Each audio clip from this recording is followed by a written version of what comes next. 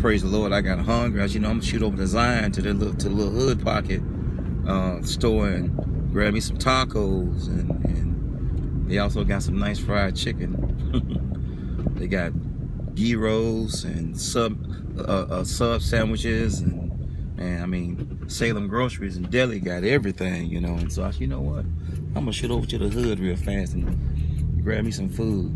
I hear y'all already murmuring and complaining and wondering, what he doing in the hood? I grew up in the projects, and my dad wasn't an educated man, but he was wise. He used to tell me and my brothers and sisters, don't catch a projectile, become a projectile and shoot yourself out of the barrel of poverty. Either you're from the trailer park or you're from the projects. Either you have a silver spoon, a stainless spoon, or a stainless steel spoon from the thrift store. I'm here. I know this pastor right here too also. It's a nice little church. Give y'all a view when I pull in the parking lot. I'm out here in Zion, Illinois, and coming to the hood store. It's the Salem Meat and Grocery and Deli.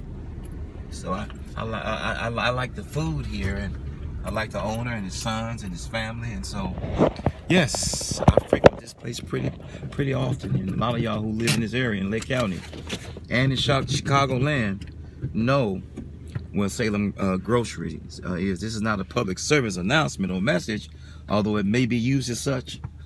I love to come over here to the hood, man, and neighborhood. I had a partner one time, he said, why they call it the hood? I said, well, you got on the hoodie, but oftentimes that's because you're cold, unless you in the hood.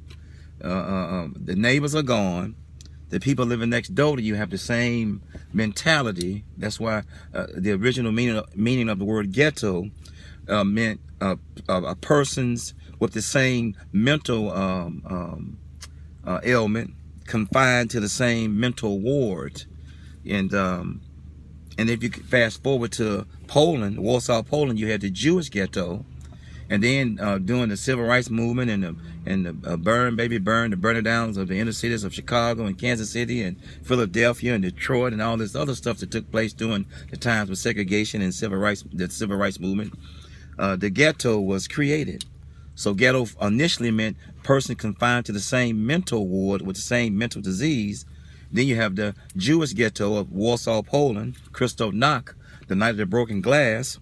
And then fast forward, you have today's dilapidated and rundown buildings and stuff, you know, in this thing we call the inner city, the hood, or the ghetto. Either you're from the trailer park or you're from the hood. As I leave this alone, get out, put your hands on the hood.